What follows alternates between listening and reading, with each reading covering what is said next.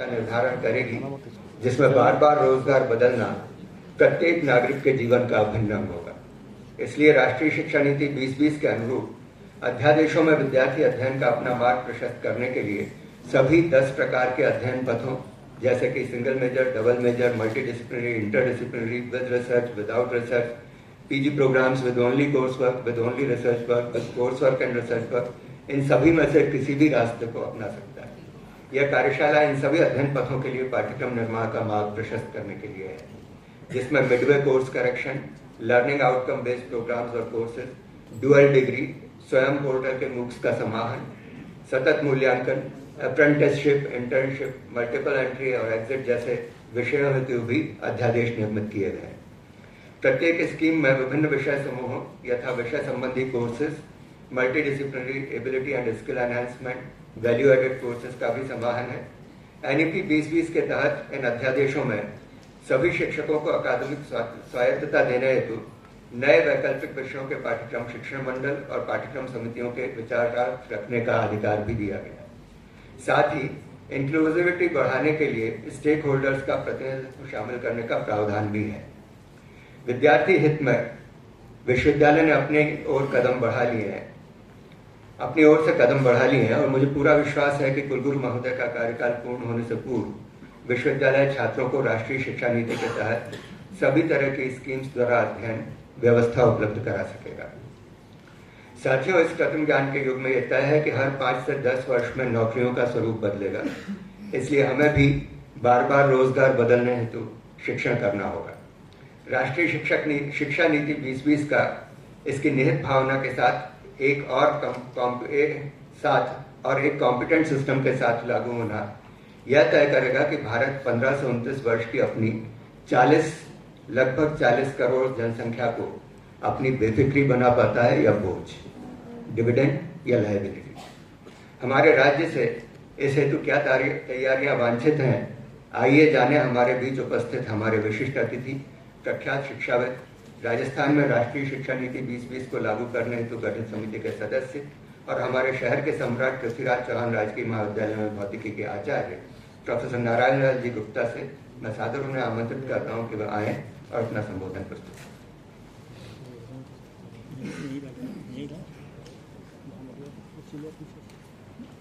MDS university के इस स्वराज सभागार में आयोजित इस एक दिवसीय कार्यशाला के मुख्य अतिथि यशस्वी राजस्थान सरकार के उप मुख्यमंत्री और हमारे उच्च शिक्षा मंत्री आदरणीय डॉक्टर प्रेमचंद जी बैरवा, शैक्षिक महासंघ के अखिल भारतीय संगठन मंत्री आदरणीय महेंद्र कपूर जी, हमारे कुलगुरु आदरणीय सुरेश अग्रवाल जी, आदरणीय रजिस्ट्रार आदरणीय कैलाश चंद जी, इस कार्यशाला में आप सब आहुति देने आए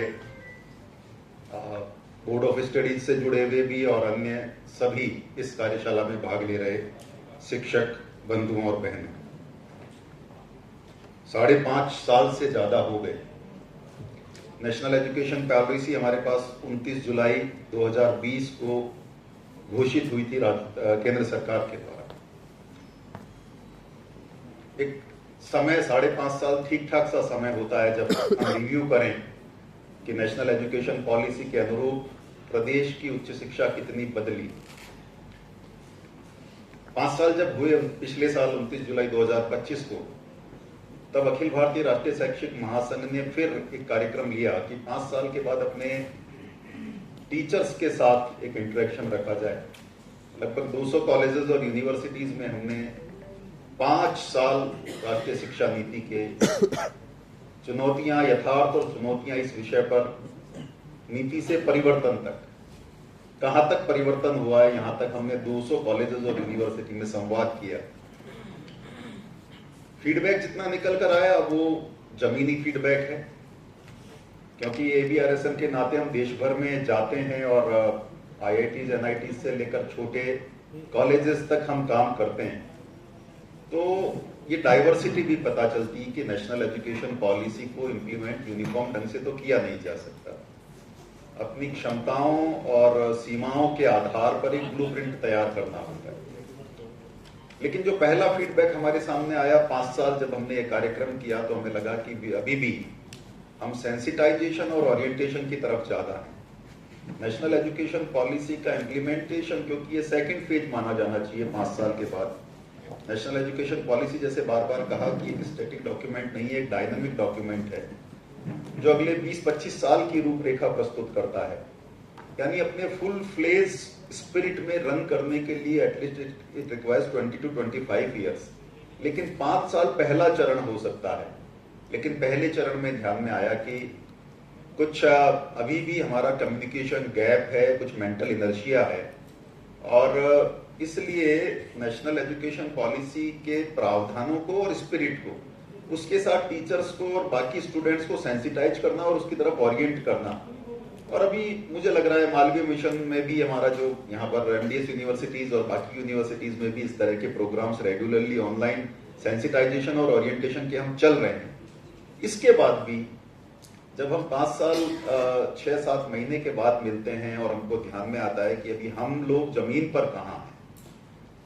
बहुत सारे स्टेक होल्डर्स हैं, सरकार की तरफ से आदरणीय उप मुख्यमंत्री जी हैं, हम सब लोग जो सिलेबस तैयार करते हैं बोर्ड ऑफ स्टडीज में, एकेडमिक काउंसिल में जो लोग हैं, जो बोर्ड ऑफ मैनेजमेंट में हैं, जो फाइनल शेप देने वाले लोग हैं, सब लोग यहाँ पर बैठे हैं। तो मुझे लगता है उस पर हमें कुछ सार्थक कहाँ चलना है, क्योंकि नेशनल एजुकेशन पॉलिसी को जहां अधिकतर जगह, मैंने पहले भी कहीं कहा कि जब यूजीसी चेयरमैन के साथ हमारी लंबी सीरीज ऑफ डिस्कशंस इसके डाइवर्स इंप्लीमेंटेशन पर हुआ, क्योंकि सेंट्रल इंस्टीट्यूट्स में हम इसका इंप्लीमेंटेशन अलग तरह से देखते हैं, स्टेट यूनिवर्सिटीज में अलग देखते हैं और स्टेट के कॉलेजेस में अलग तरह से देखते हैं। तो उनका भी मत था कि दिस इज ए प्रोसेस, ये घटना नहीं है, ये एक प्रक्रिया है। NEP can not be implemented overnight, it is not a sprint, it is a marathon.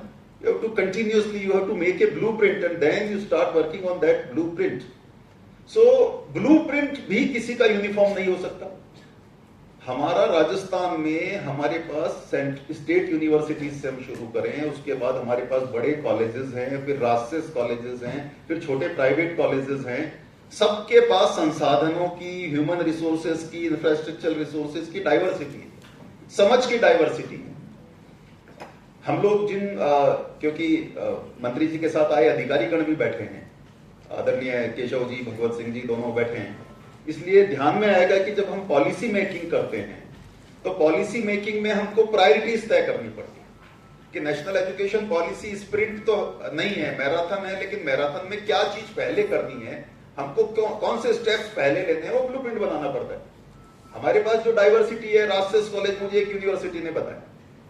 Now NEP पर एक्सपर्ट्स बहुत है, एनईपी पर हमारे पास भाषण हो सकते हैं बड़े, लेकिन मैं राजस्थान के राजसेस कॉलेज में कैसे नेशनल एजुकेशन पॉलिसी इंप्लीमेंट करता हूं, एक छोटे प्राइवेट कॉलेज में कैसे इंप्लीमेंट करता हूं, ये बड़ा चैलेंज है। और इसलिए यूनिवर्सिटीज क्या ऑफर करती है, एक यूनिवर्सिटी ने बाहर से कुछ एक्सपर्ट्स को बुलाया और उन्होंने बहुत अच्छा नेशनल एजुकेशन पॉलिसी का, जितने यूजीसी ने अलग अलग regulation, NHE, national higher education qualification framework, national credit framework, dual degree programme, multi disciplinary, जितनी तरह के रेगुलेशन, मुझे लगता है करीब 40 से 45 रेगुलेशंस और गाइडलाइंस यूजीसी ने पिछले 4-5 सालों में जारी किया। उन्होंने बहुत अच्छी तरह से अध्ययन करते हुए एक मेटिकुलस सिलेबस करिकुलम निकाल के दे दिया। वो सब देखिए, हमारे पास हमने दिल्ली से एक्सपर्ट बुलाए थे, लेकिन वो पास में भूल गए कि 20 किलोमीटर दूर उनके पास एक ऐसा कॉलेज है जहां पर वो स्टैंड अलोन कॉलेज है, सिंगल फैकल्टी कॉलेज है, जहां पर टीचर नहीं है, रिसोर्सेज नहीं है और मल्टी डिसिप्लिनरी तो हो ही नहीं सकती, क्योंकि राजसेस कॉलेज को हमने कभी मल्टी डिसिप्लिनरी के रूप में समझा ही नहीं।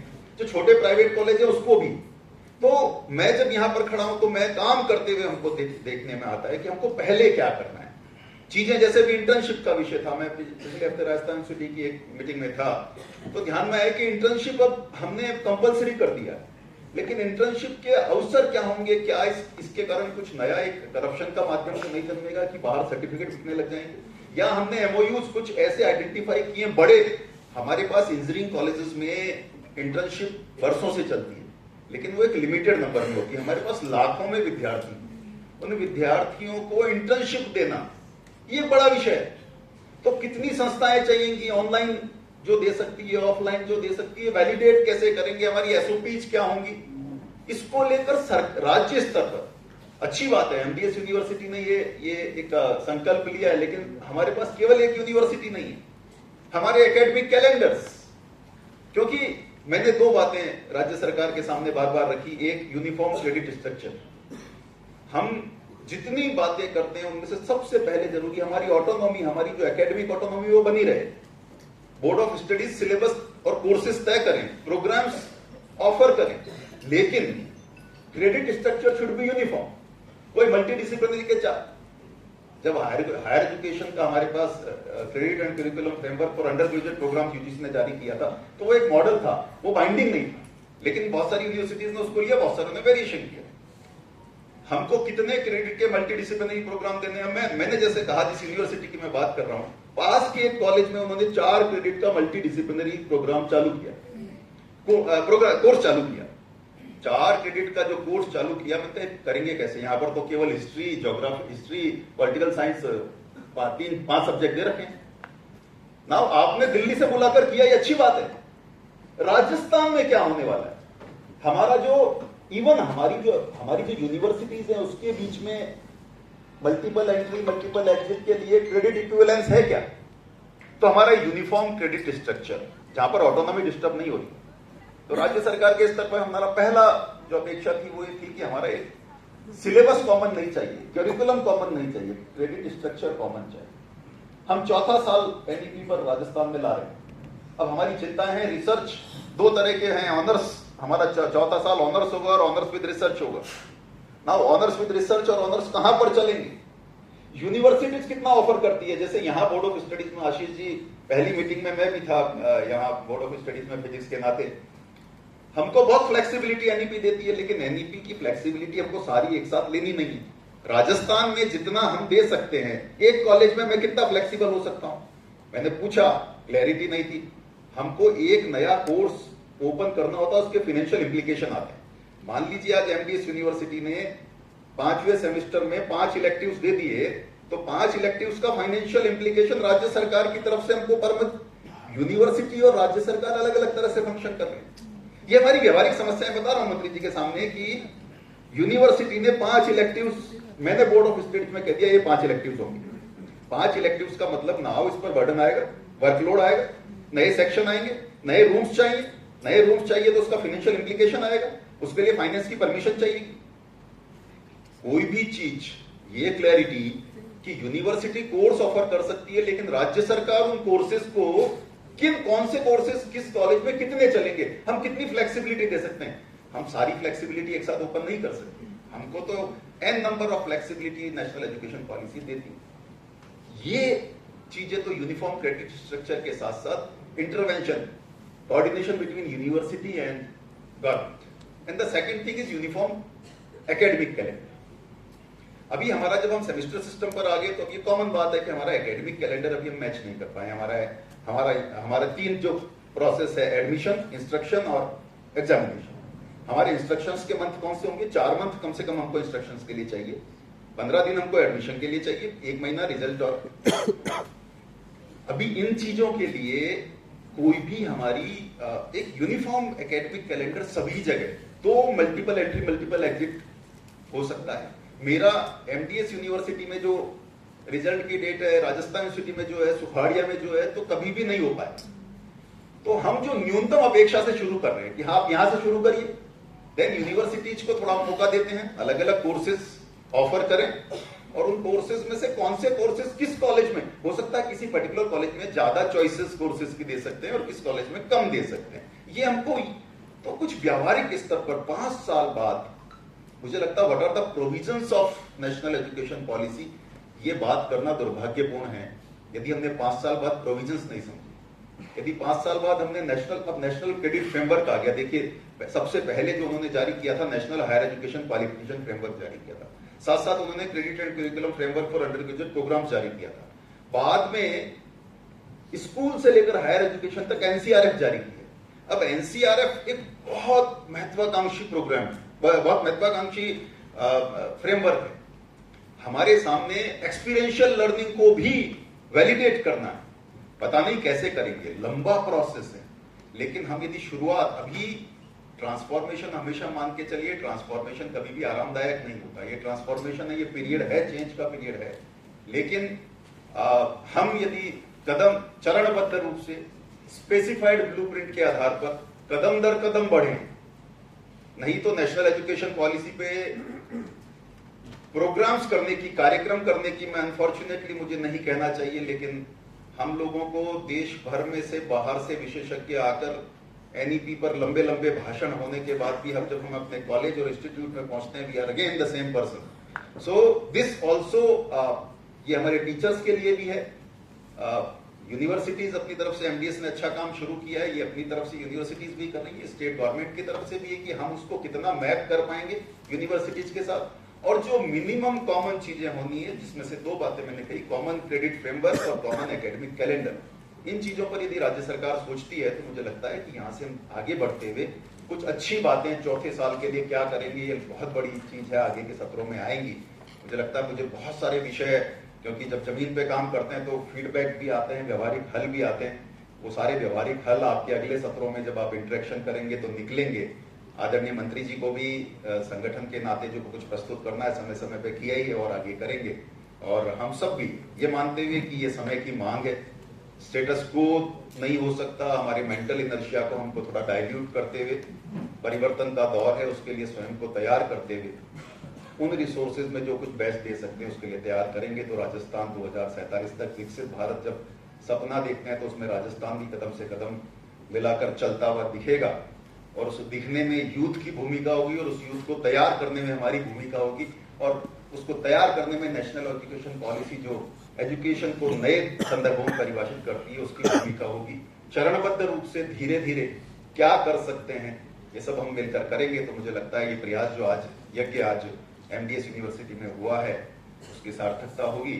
और जो प्रश्न मैंने आदरणीय मंत्री जी के सामने रखे हैं, आगे आने वाले समय में सरकार उन पर गंभीरता से विचार करके निर्णय लेगी, ऐसी अपेक्षा करते हुए, और आदरणीय कुलगुरु जी को और एमडीएस यूनिवर्सिटी के सभी प्रबंधन को बहुत धन्यवाद करते हुए अपनी बात समाप्त करता हूं।